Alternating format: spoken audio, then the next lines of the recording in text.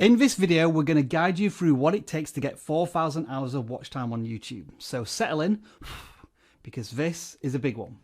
vidIQ. vidIQ. vidIQ.com.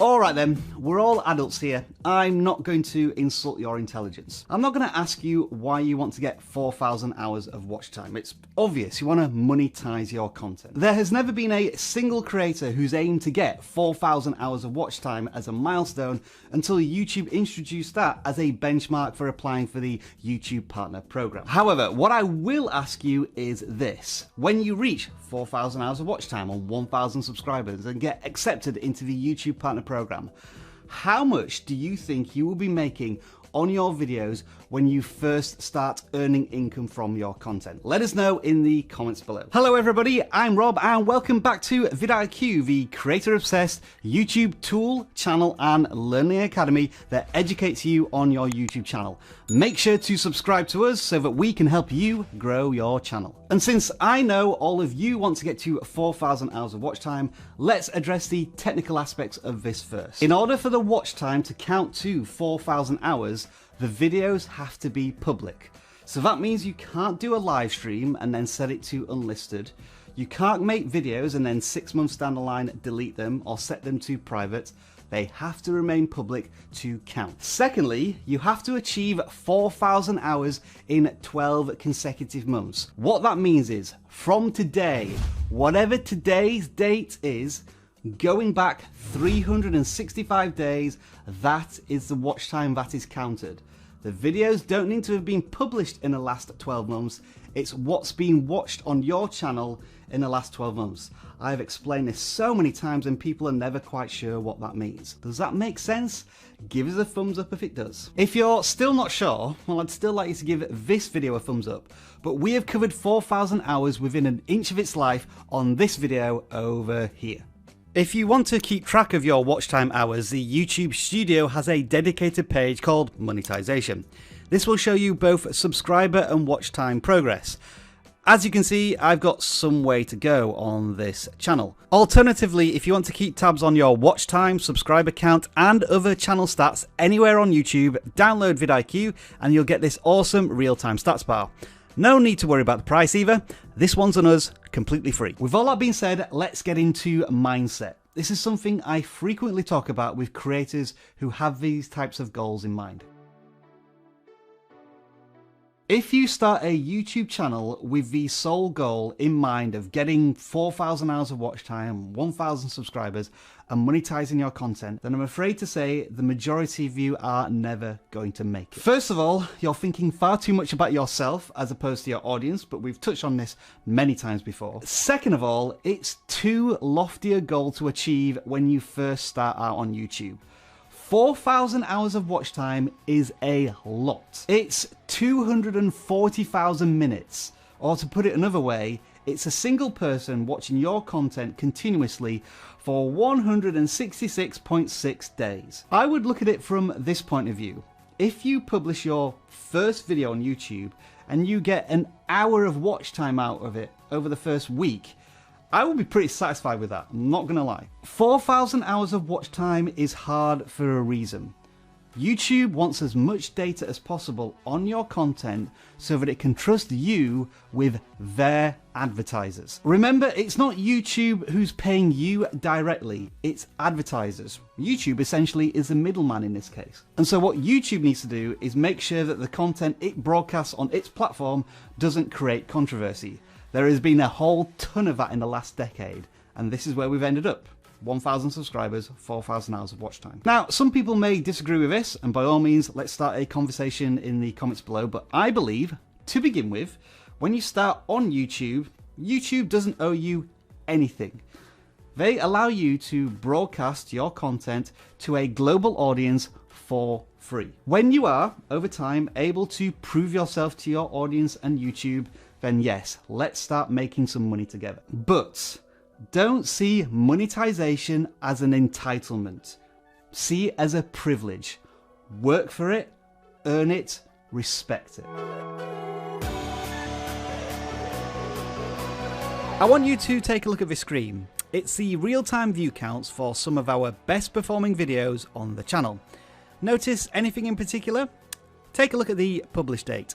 Almost all of these videos were published more than 6 months ago, and yet today they still bring in thousands of daily views. These videos work for the channel days, weeks, months, even years after I've published them. And they do so while I'm walking Jasper or playing video games, and yes, even while I'm asleep. You've probably heard of these types of videos before, evergreen content, and we've done a very detailed case study into how we implemented that strategy into our channel.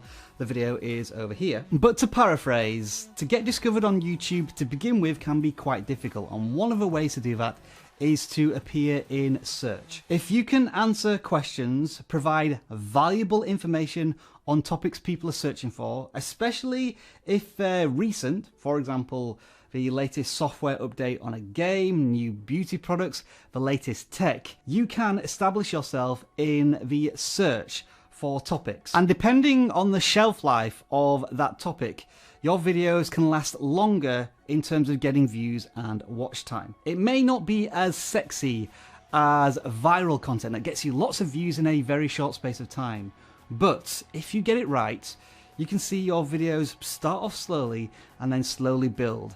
We've seen this happen many times on our channel. And once you have 5 or 10 pieces of evergreen content, you'll soon see your views graph go up and to the right, and you'll rapidly start chasing those 4,000 hours of watch time.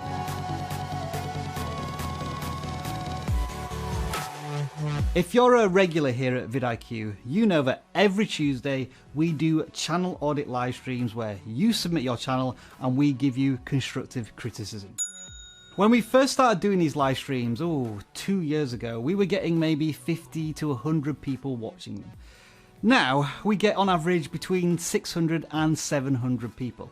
And every time we do that on a Tuesday, when we look at our analytics, we get watch time bombs. If you do the simple maths, if 600 people watch a 2-hour live stream, that's 1,200 hours of watch time. Now, I can't promise you those type of numbers, and I wouldn't even recommend doing live streams when you first start your YouTube channel, because the chances are you might not get a single person joining you on a live stream. When you're 6-9 months into your YouTube journey and you have built up an audience of a few hundred subscribers, even if you get maybe 10 or 20 people joining you for a live stream for 1 or 2 hours, that's a nice bit of watch time. Those people who join your live streams are your super fans. They care about you and your progress on the YouTube platform. But it does take time to cultivate that audience. Here at vidIQ, we've been live streaming for 2 years. But in the last few months, something amazing has happened, and it seems to have happened organically. A meme culture has sprouted up around the live streams, and we've embraced this so much so that we incentivize our viewers to make fun of us in exchange for channel audits. We had no idea it was going to go in this direction, but we love this type of community engagement, and apparently so do you. So when you find your YouTube audience, make that audience your community, part of your channel, and you can do that through live streams, which means lots of watch time for you. Don't get me wrong, viral videos are a wonderful thing. They really give your channel a kick up the backside, but I never go into the video making process with the intention of making a viral video. It's just a very happy and very welcome bonus when it does happen. When people ask this question, and they do genuinely ask it, how do I make viral content?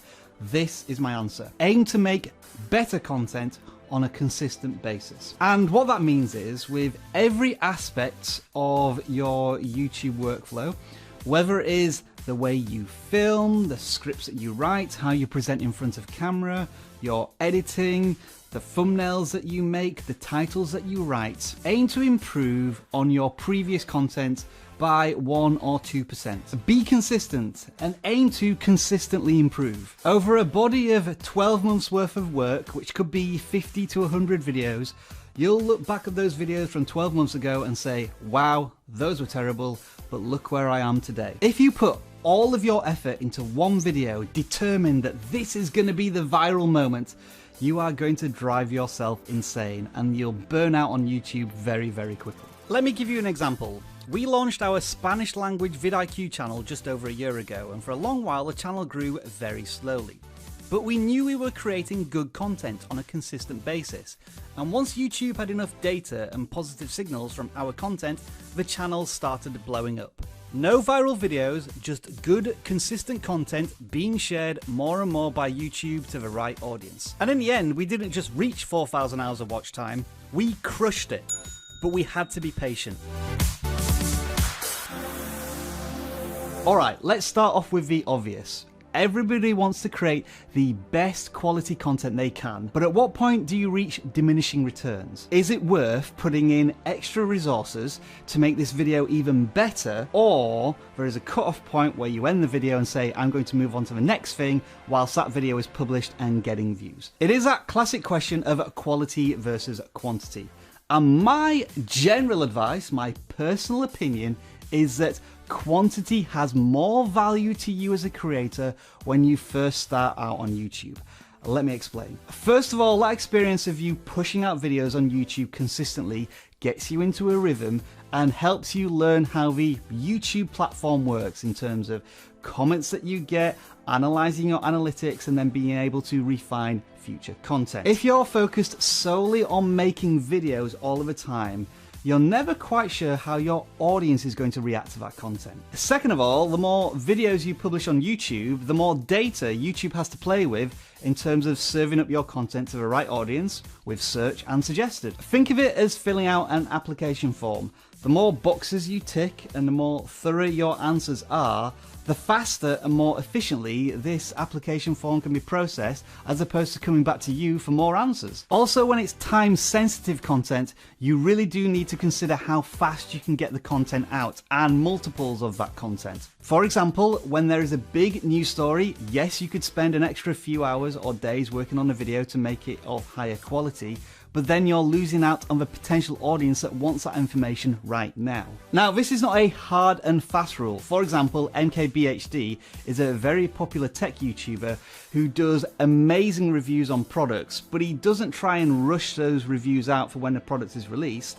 He may do a quick hands-on when it first comes out and then spend a considerable amount of time creating a very high quality piece of content. So in this sense, he gets the best of both worlds, a video that hits the trending news story and then a really high quality, very high value video for his audience. And finally, again in my personal opinion, to begin with, when you're creating content, you don't have the volume to send YouTube enough positive signals to recommend that content for a longer period of time. So if you are constantly hitting YouTube with new videos every few days or every week, then you are going to see those little spikes in views every time new videos come out, and eventually over time, as I said, up and to the right. Quantity versus quality, comments are below.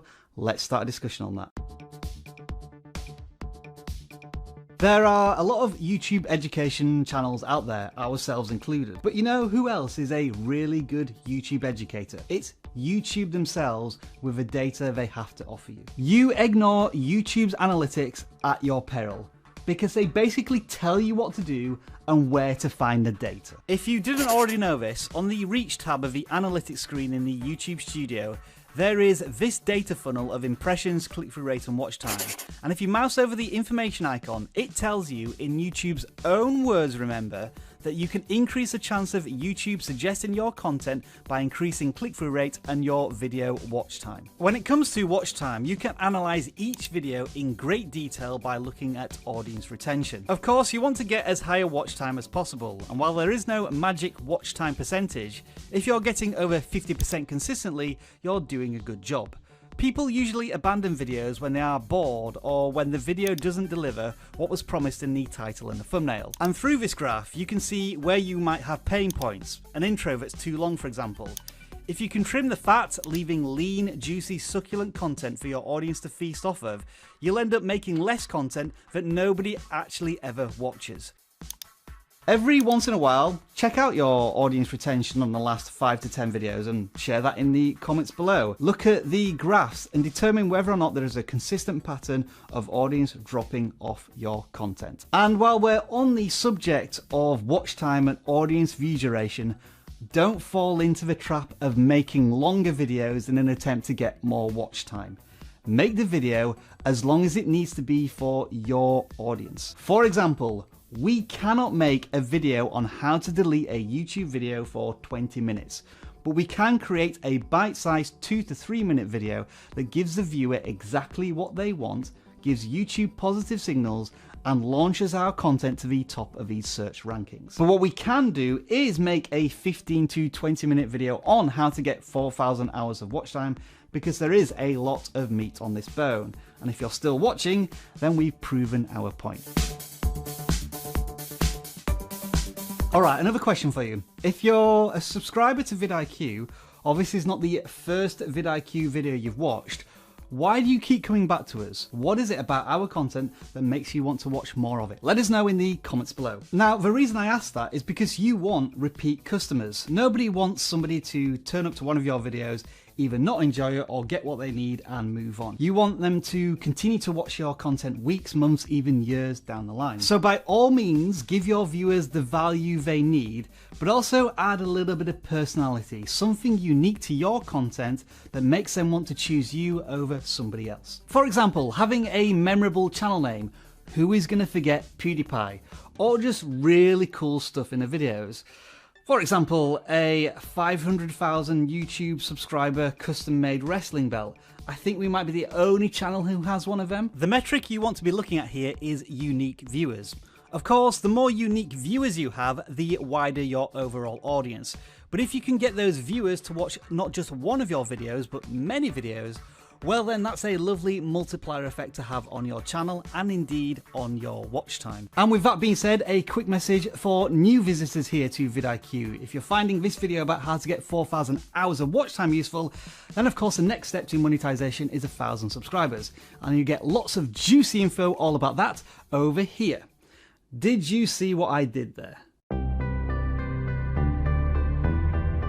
Speaking of this video, right at the beginning of it, I asked the audience this question. Before the end of the intro, answer this question in the comments below. Why do you want 1,000 subscribers? This is something I like to do in as many videos as possible, and that is to ask you, the audience, a question in the first 30 seconds to get you more involved and then maybe tease something further down the line, like I did in this video. And I will get to the answer of how much money you think you're going to earn when you reach 4,000 hours of watch time. But anyway, back to that 1,000 subscriber video.